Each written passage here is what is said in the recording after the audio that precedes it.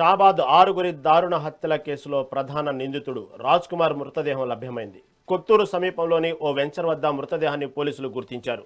స్థానికులు డైల్ 100 ద్వారా సమాచారం అందించడంతో పోలీసులు అక్కడికి చేరుకొని పరిశీలించారు. రాజ్ కుమార్ మృతదేహం పక్కన పాయిజన్ బాటిల్ లభ్యం కావడంతో అతను ఆత్మహత్య చేసుకున్నట్లు అనుమానిస్తున్నారు. 3 రోజుల క్రితం ఆరుగురిని దారుణంగా హత్య చేసినప్పటి నుంచి పరారీలో ఉన్న నిందితుడు ఇలా శవమై తేలడంతో ఈ కేసులో కీలక మలుపు చోటు చేసుకుంది.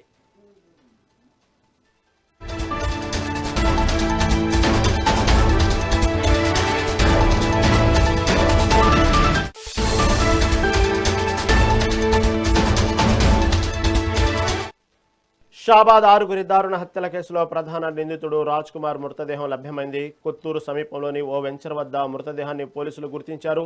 దీని గురించి మరింత సమాచారం మా ప్రతినిధి రామకొండ అందిస్తారు.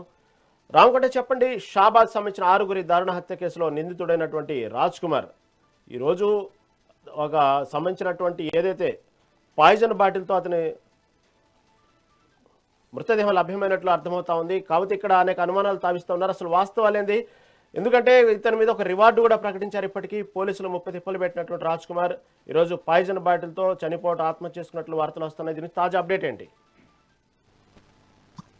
థ్యాంక్ యూ రయం. అయితే షాబాద్ నరహంతకుడు ఎవరైతే రాజ్ కుమార్ కూడా ఎటకెళ్ళ కూడా ఈరోజు అయితే సాద్నగర్ నియోజకవర్గంలోని కొత్తూరు మండలం పక్కల పెంజల ఒక వెంచర్లో కూడా ఆయన సూసైడ్ చేసుకున్నట్లుగా మృతి చెందిన బాడీ డెడ్ బాడీ స్థానికులు గుర్తించారు. దీనికి వెంటనే పోలీసులకు సమాచారం అందించారు చెప్పుకోవచ్చు. ముఖ్యంగా రాష్ట్రంలో సంచలనం సృష్టించిన ఆరుగురు హత్య కేసుకు సంబంధించిన హైదరాబాద్ సిపి కూడా ఒక రివార్డు కూడా ప్రకటించారు. ఈ ఎవరైతే నరహంతకుడు అయితే రాజ్ కుమార్ ఉన్నారో అతను పట్టిస్తే ఖచ్చితంగా 2 లక్షల రూపాయల నగదు నజారాన ప్రకటించారు. ఖచ్చితంగా ఇస్తామని చెప్పుకొచ్చారు. అయితే ఎట్టకేలకు 3 రోజుల కిందట ఆరుగురు హత్య కేసులు అయితే అతను అంతకు ముందే ఫోక్స్ కేసు సంబంధించిన కూడా నిందితుడిగా ఉన్నాడు. అతని కుటుంబ సభ్యులను మరియు వేరే ముగ్గురు వ్యక్తులను కూడా నరహంతంగా చంపి వాళ్ళని పారిపోయిన పరిస్థితి కనిపిస్తుంది. ఎట్టకేలకు అంటే 3 రోజుల క్రితం అతను పారిపోవడంతో పోలీసులు వెంటనే వారు అలర్ట్ అయ్యి దాదాపు ఒక 15 బృందాలుగా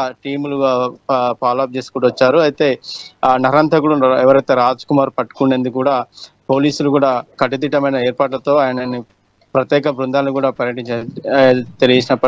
చేశారు. అయితే ముఖ్యంగా ఈ రోజు స్థానికులు వెంటనే పెంజర్ల గ్రామం పక్కన ఉన్నటువంటి ఎంజర్లో ఏదైతే వెంచర్లో ఉన్న అతని మృతదేహం కనపడంతో అతని పక్కన పాయిజన్ బాటిల్ ఉన్నట్టు కూడా పోలీసులు ఘటనా స్థలం